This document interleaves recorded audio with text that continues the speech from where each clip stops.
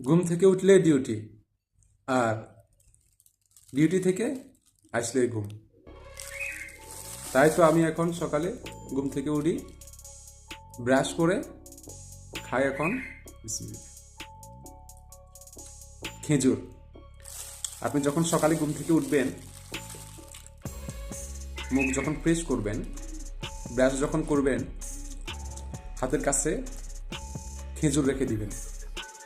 একটা খেজুর মুখে দিয়ে দেখবেন, আপনি যে খালি মুখে মানে একটা খেজুর যখন খাবেন, পানি খাবেন, প্রথম পানি খাবেন 1 গ্লাস বা 2 গ্লাস, তারপর একটা খেজুর খাবেন। একটা না মানে 2-3টা যা আপনি খান, সমস্যা নেই। মানে আপনি তো খাচ্ছেন না, ওই অনুযায়ী আমি বলতেছি যে একটা খেজুর খেয়ে দেখবেন যে কেমন লাগে। বাকিটা খাবার পর কমেন্টে জানানি। এটা হলো